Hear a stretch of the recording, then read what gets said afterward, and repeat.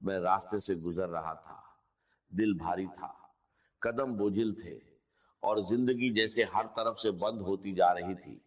تبھی اچانک میری نظر ایک نیک اللہ والی بزرگ عورت پر پڑی۔ ان کے چہرے پر سکون تھا، آنکھوں میں رحمت تھی۔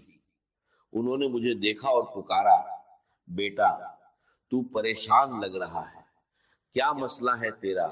میں نے ٹوٹی ہوئی آواز میں کہا، اماں جی میں بہت بڑی مشکل میں ہوں، قرضہ ہے، غریبی ہے، فقیری ہے، لاچاری ہے، کوئی راستہ نظر نہیں آتا۔ 232۔ انہوں نے مجھے اپنے پاس بٹھایا، پیار سے کہا، بیٹا آج تجھے میں ایسے 2 کلمات بتاؤں گی جو اللہ کو راضی کرنے والے ہیں۔ اگر تو نے یقین کے ساتھ انہیں پڑھ لیا تو تیری تقدیر بدل جائے گی۔ پھر انہوں نے کہا، پہلا الف لام میم اور اس کے ساتھ ایک خفیہ جملہ شامل کرنا، بس 11 بار پڑھ لینا۔ اگر 11 منٹ کے اندر اللہ کی مدد تیرے گھر اور تیری زندگی میں نہ آئے تو پھر آ کر مجھے کہہ دینا۔ میرے دوستو، وہ کوئی عام عورت نہیں تھی۔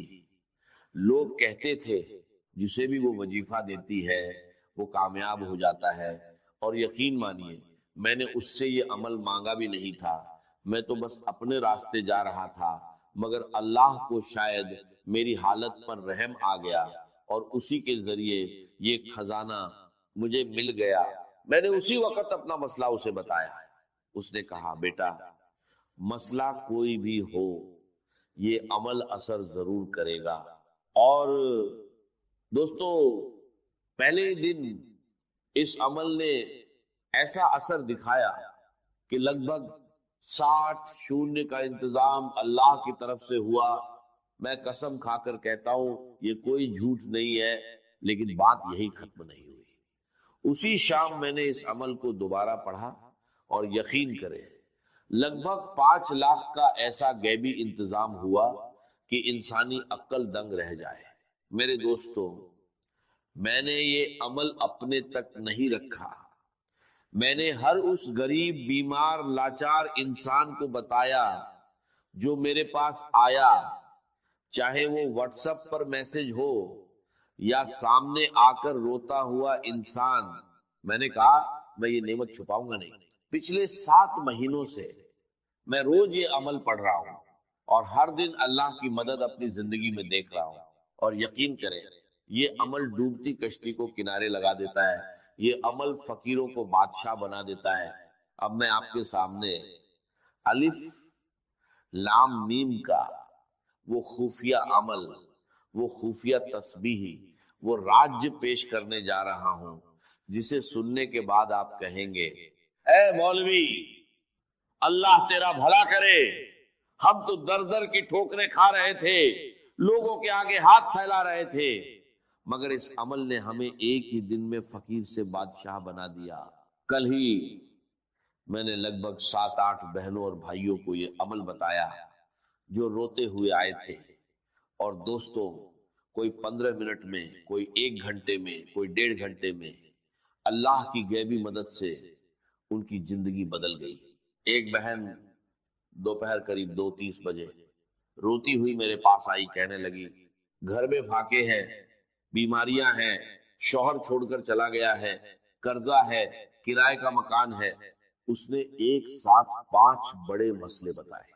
میں نے اس سے کہا اگر تو شام سے پہلے 11 بار یہ عمل پڑھ لے تو اللہ تیری مدد کرے گا۔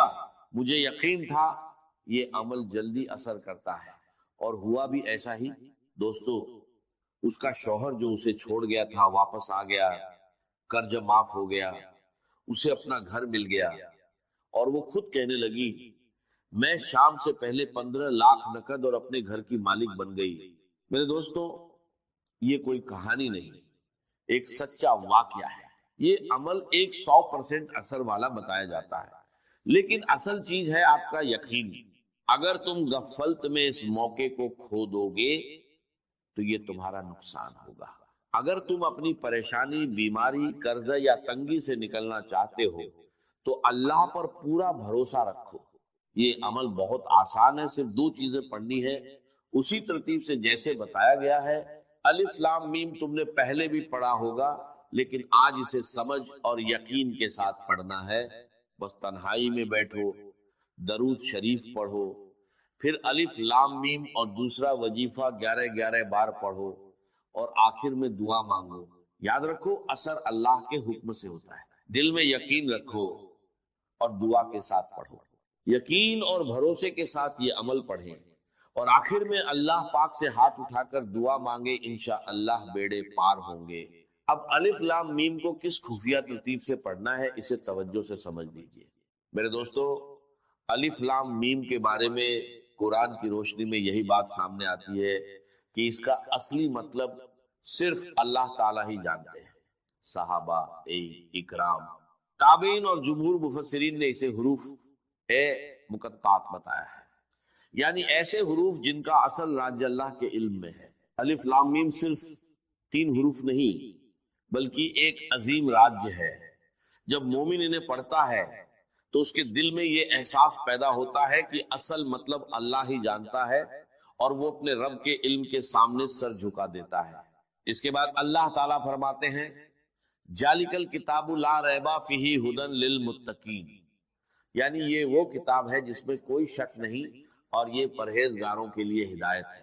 مفسرین نے یہ بھی بیان کیا ہے کہ یہی عام عربی حروف ہیں، لیکن انہی سے اللہ نے ایسا عظیم قرآن نازل فرمایا جس کا مقابلہ کوئی انسان نہیں کر سکتا۔ لہٰذا جب بھی آپ الف لام میم پڑھے تو دل میں یہ احساس تازہ کرے کہ اس کا حقیقی مطلب اللہ ہی جانتا ہے۔ الف لام میم اللہ کے کلام کا عظیم راج ہے، یہ ہمیں اپنے رب کے علم اور عظمت کے سامنے جھکنا سکھاتا ہے۔ یہی ایمان کی خوبصورتی ہے کہ بندہ ہر اس چیز پر ایمان لاتا ہے جسے اللہ تعالیٰ نے نازل فرمایا، چاہے اس کی مکمل حقیقت اس کی سمجھ سے باہر ہو۔ اللہ تعالیٰ ہمیں قرآن مجید سے سچی محبت، اس پر عمل کرنے کی توفیق اور اس کے ظاہری و باطنی نور سے ہمارے دلوں کو منور کرنے کی توفیق عطا فرمائے، آمین ثم آمین۔ اب میں آپ کے سامنے میرے دوستوں پہلے وظیفے کی تعداد، ترتیب اور وہ خفیہ طریقہ بیان کروں گا، پھر دوسرا وظیفہ بھی اسی کے ساتھ آپ کو پڑھنے کے لیے دوں گا۔ یہ دونوں چیزیں آپ نے تنہائی میں بیٹھ کر ایک کے بعد ایک اسی جگہ پر بیٹھ کر پڑھنی ہے۔ سب سے پہلے تنہائی میں بیٹھ کر عمل شروع کرنے سے پہلے ایک مرتبہ نبی، ایک کریم رؤوف اور رحیم حضرت محمد مصطفیٰ صلی اللہ علیہ وسلم کی ذات مبارکہ پر درود پاک پڑھنا ہے۔ کوشش کریں کہ درود ابراہیمی پڑھ لیں، اگر درود ابراہیمی نہ پڑھ سکیں تو صلی اللہ علیہ وآلہ وسلم پڑھ لیں، صلی اللہ علی محمد پڑھ لیں۔ میرے غریبوں، کوئی سا بھی درود شریف پڑھ کر آپ نے اس طاقتور عمل کا آغاز کرنا ہے۔ اگر آپ میں سے کوئی بہن، بھائی، کوئی دکھیارا، کوئی پریشان، کوئی بے روزگار، کوئی بے اولاد درود شریف نہ بھی پڑھ سکے تو بھی اس عمل کو کسی حال میں نہ چھوڑے، ہر حال میں اسے ضرور پڑھے۔ یہ دکھی دلوں کا سہارا ہے، یہ غریبی اور پریشانی کو دور کرنے والا ہے، 1 گھنٹے کے چیلنج کے ساتھ اثر کرنے والا عمل ہے۔ اگر درود شریف نہ بھی آئے تو بس تنہائی میں بیٹھ جائیں، کسی بھی دن، پیر، منگل، بدھ، جمعرات، جمعہ، ہفتہ، اتوار، دن کی کوئی پابندی نہیں، صبح پڑھے، دوپہر پڑھے، شام پڑھے، وقت کی کوئی پابندی نہیں، جگہ کی بھی کوئی پابندی نہیں، گھر میں ہو، دکان میں ہو، دفتر میں ہو، مسجد میں ہو، کہیں بھی ہو، بس ایک بار یہ عمل پڑھ ڈالیں اور 1 گھنٹے میں معجزہ دیکھیں، پھر 2-4 گھنٹے بعد ایک بار یہ عمل دوبارہ کریں، پھر معجزہ دیکھیں، جتنا پڑھتے جائیں گے اتنے معجزات دیکھتے جائیں گے۔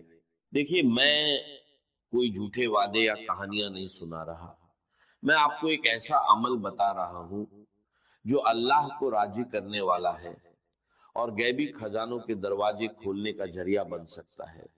یہ ایک نیک عورت کا بتایا ہوا عمل ہے اور میرا یقین ہے کہ آپ نے ایسا عمل پہلے کبھی نہیں کیا ہوگا۔ میں یہ دعویٰ نہیں کرتا کہ ہر حال میں ایک جیسا نتیجہ ملے گا، لیکن سچے دل اور یقین کے ساتھ کیا جائے تو اللہ کی مدد ضرور آتی ہے۔ ایک گزارش ہے، اسے نیک نیت سے اپنے ضرورت مند بھائی بہنوں تک ضرور پہنچائیں تاکہ انہیں بھی فائدہ ہو اور آپ کو دعائیں ملیں۔ اب طریقہ بہت آسان ہے، تنہائی میں بیٹھ کر کسی بھی دن اور وقت پہلے درود شریف پڑھے، پھر بسم اللہ کہہ کر عمل شروع کرے اور سب سے پہلے الف سے آغاز کرے۔ لام میم کو 11 بار کس خفیہ ترتیب سے پڑھنا ہے، اب اس بات کو غور سے سمجھ لیجئے۔ الف لام میم، الف لام میم، الف لام میم، اس انداز سے تو آپ بہت بار پڑھ چکے ہوں گے، لیکن آج آپ کو الف لام میم کو اس اللہ والی نیک عورت کی بتائی ہوئی خاص ترتیب سے پڑھنا ہے جو 100% اثر رکھتی ہے۔ اب پہلے وظیفے کی پوری تفصیل، ترتیب اور تعداد سمجھ لیجئے۔ دیکھیے، الف لام میم قرآن ایک کریم کے وہ مبارک حروف ہیں جنہیں پڑھتے ہی دل اللہ کی عظمت کے سامنے جھک جاتا ہے۔ سب سے اہم بات یہ ہے کہ الف لام میم کا حقیقی مطلب صرف اللہ تعالیٰ ہی جانتے ہیں، یہی عقیدہ جمہور مفسرین کا ہے۔ الف لام میم کا کیا مطلب ہے؟ اس کا قطعی اور یقینی مطلب اللہ تعالیٰ نے اپنی حکمت میں پوشیدہ رکھا ہے۔ اسی لیے ہر مومن ادب سے یہی کہتا ہے کہ الف لام میم کا اصل مطلب اللہ ہی بہتر جانتا۔ جب آپ الف لام میم پڑھتے ہیں تو گویا آپ یہ اظہار کرتے ہیں، اے میرے رب، میں تیرے علم پر ایمان لایا ہوں، چاہے میں اس راج کو پوری طرح نہ سمجھ سکوں۔ یہ حروف ہمیں سکھاتے ہیں کہ بندہ اپنے رب کے علم کے سامنے عاجزی اختیار کرے۔ اہل علم نے فرمایا کہ الف لام میم حروف مقطعات میں سے ہے جو قرآن کے عظیم راجوں میں شمار ہوتے ہیں، اس لیے اس کا مکمل مطلب بیان کرنا درست نہیں، بلکہ یہی کہنا صحیح ہے کہ اس کا حقیقی مطلب اللہ ہی جانتے ہیں۔ جب بھی آپ الف لام میم پڑھیں، دل میں یہ احساس تازہ کرے، الف لام میم ایک ایسا راج جسے صرف اللہ جانتا ہے۔ الف لام میم اللہ کے علم کی عظمت، الف لام میم بندے کی عاجزی، الف لام میم رب کے ہر حکم پر ایمان۔ میرے دوستو، اس عمل میں الف لام میم صرف 11 بار پڑھنا ہے۔ تنہائی میں بیٹھ کر پہلے درود شریف پڑھیں، پھر اعوذ باللہ من الشیطان الرجیم، بسم اللہ الرحمن الرحیم پڑھ کر سکون سے الف لام میم 11 بار پڑھیں، نہ کم نہ زیادہ۔ اس کے بعد دوسرے مرحلے میں ایک خاص جملہ 11 بار پڑھنا ہے جسے اس عمل کا اصلی خزانہ بتایا گیا ہے۔ کہا جاتا ہے کہ اسے یقین کے ساتھ پڑھنے سے اللہ کے فضل سے آسانی پیدا ہوتی ہے۔ میں نے بھی اس عمل کو آزمایا ہے اور محسوس کیا کہ سچے دل اور بھروسے کے ساتھ پڑھا جائے تو انسان کو سکون ملتا ہے۔ اے بہنوں اور بھائیوں، اگر آپ کسی بھی پریشانی میں ہیں، قرض، بیماری، غریبی یا کوئی اور مسئلہ، تو اللہ پر کامل یقین کے ساتھ یہ عمل کریں، دل میں شک نہ رکھیں، انشاءاللہ آسانی ہوگی۔ طریقہ آسان ہے، تنہائی میں بیٹھیں، درود شریف پڑھیں، اعوذ باللہ اور بسم اللہ پڑھیں، پھر الف لام میم 11 بار پڑھیں۔ اس کے بعد دوسرا وظیفہ بھی 11 بار پڑھیں۔ اب اس طاقتور نام کو جان لیں، یہ اللہ کا ایسا نام ہے جو اس عمل کا سب سے بڑا خزانہ ہے۔ اس کا مطلب ہے غیبی خزانے عطا کرنے والا، مشکلات دور کرنے والا، پریشانیاں اور بیماریاں ختم کرنے والا۔ اب جیسے ہی الف لام میم 11 بار پڑھ لے، ترنت اس نام کو بھی 11 بار پڑھے، یا حلال مشکلات یا حلال مشکلات۔ آخر میں درود شریف پڑھ کر دعا مانگے، انشاءاللہ وہ ملے گا جو پوری زندگی میں نہ ملا ہو۔ مجھے اپنی دعاؤں میں یاد رکھیے گا۔ سورہ ملک بڑی، جیسے سورہ قاف وہاں تھی اسی مقام پر یہاں سورہ ملک بہت جامع، اس کی تاثیر اور یہ بہت حضور کو عزیز تھی۔ آپ کی یہ معمولات میں سے تھا، رات کو سوتے ہوئے آپ سورہ ملک پڑھا کرتے اور اس کی آپ نے تلقین کی۔ بسم اللہ الرحمن الرحیم، تبارک الذی بیدہ الملک وہو علی کل شیء قدیر۔ بڑی بابرکت ہے وہ ہستی جس کے ہاتھ میں ہے بادشاہی، راج اس کا ہے۔ یہ ہے دین کا سیاسی پہلو۔ پوری کائنات پر اس کا راج چل رہا ہے. دنیا میں بغاوت ہے. کیوں ہے؟ وہ اپنے ایمان کے دعوے داروں کا امتحان لینا چاہتا ہے بس.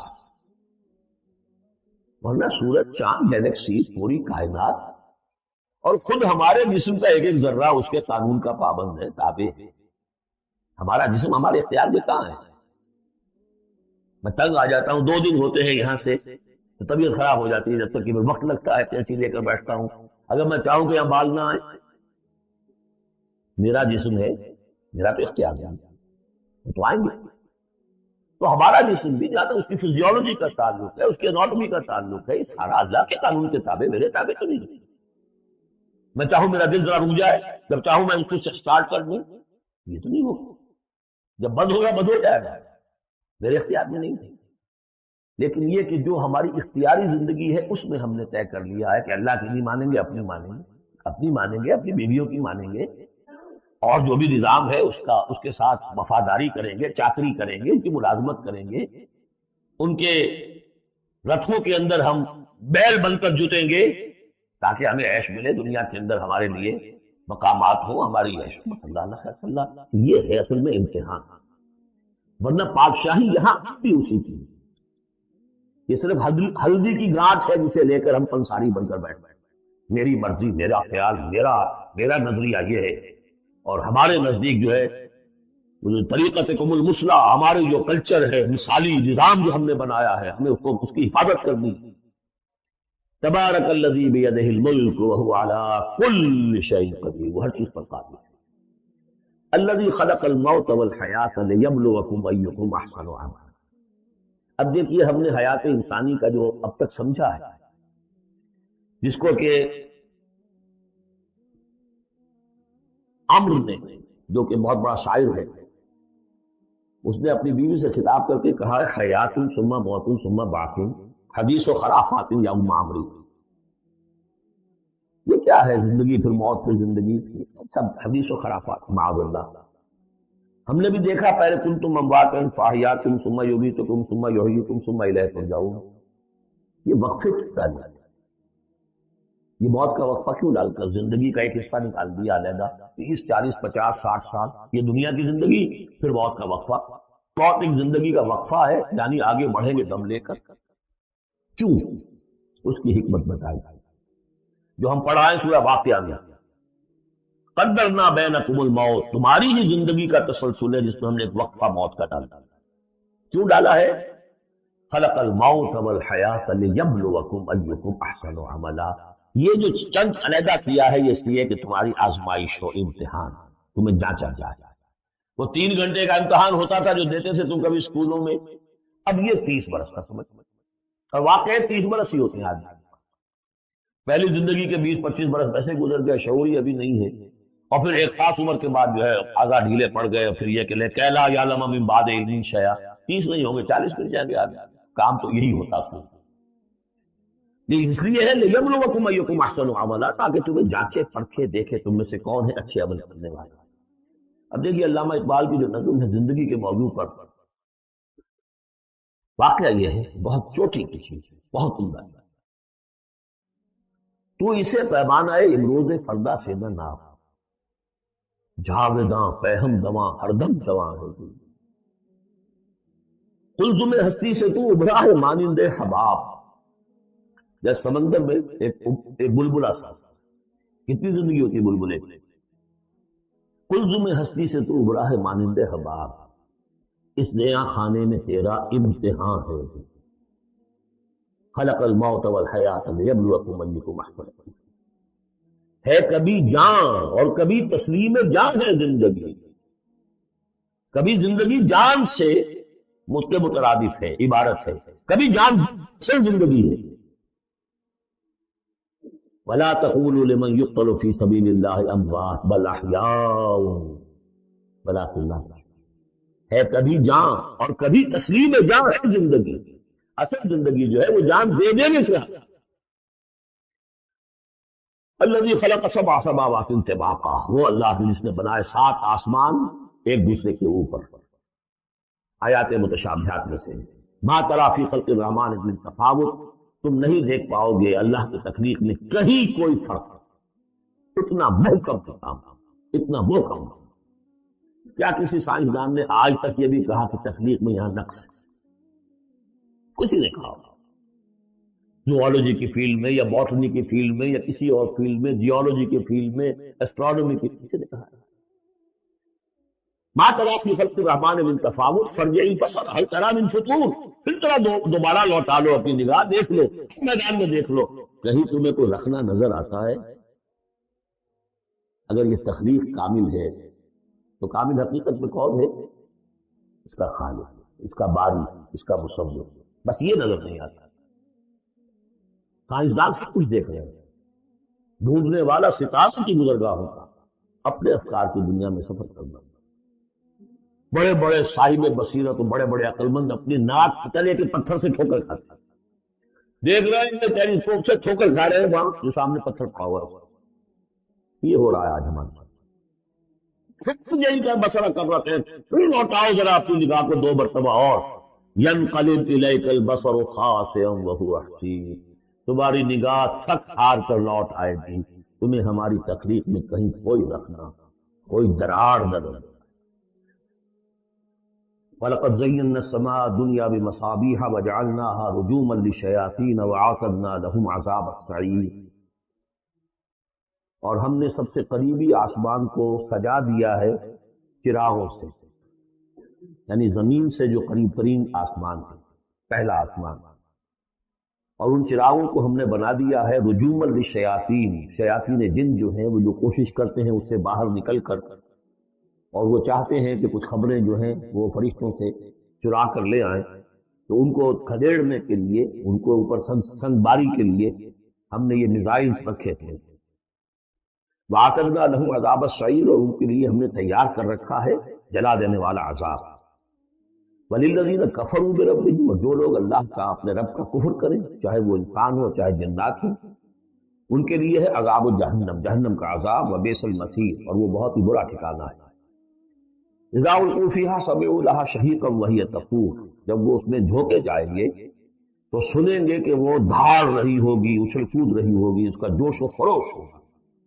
جو سورہ قاف میں ہم نے پڑھا تھا کہ ہم اس سے پوچھیں گے هل امتلأت وتقول هل من مزید، وہ اور چاہیے۔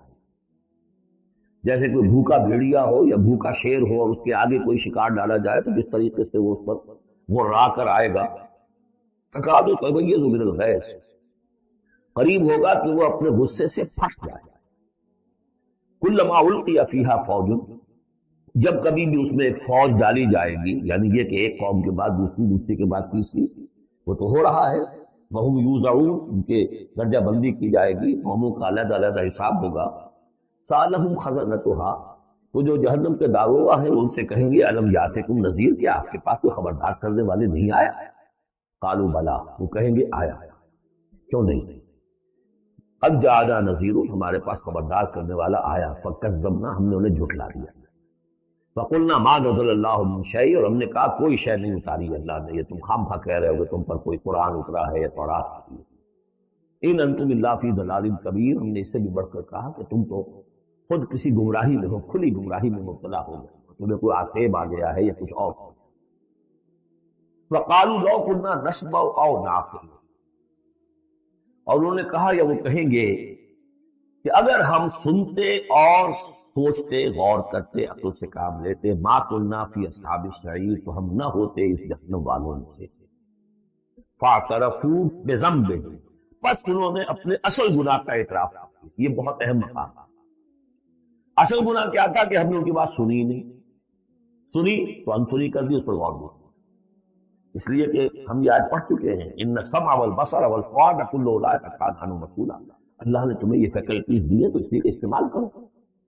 ہم نے بند کر کے رکھ چھوڑی، ہماری ریت ہے، ہماری آباء و اجداد کی رسمیں ہیں، ہماری برادری کے یہ رواج ہیں، ہم اتنے عرصے سے ایک جماعت میں ہیں، اس جماعت کا یہ چلن ہے، جو بھی اس فرقے میں ہے، اس فرقے کا یہ معاملہ ہے، یہ ساری چیزیں جو ہے کہ نہ سوچنا، نہ غور کرنا، نہ سننا۔ فاعترفوا بذنبهم، اصل گناہ یہ ہے کا، فسوقا لاصحاب السعیر، تو دفع ہو جائیں گے، دھکارے جائیں گے لوگ کہ جو جہنمی ہیں۔ اس کے برعکس ان الذین یخشون ربهم بالغیب، وہ لوگ کہ جو اپنے رب سے ڈرتے رہے غیب میں، لہم مغفرۃ واجر کبیر، ان کے لیے مغفرت بھی ہے اور بہت بڑا اجر ہے۔ واسروا قولکم او اجہروا بہ، اور دیکھو چاہے تم اپنے قول کو چھپا کر بیان کرو یا بلند آوازی سے بیان کرو، انہ علیم بذات الصدور، وہ تو اس سے بھی واقف ہے جو تمہارے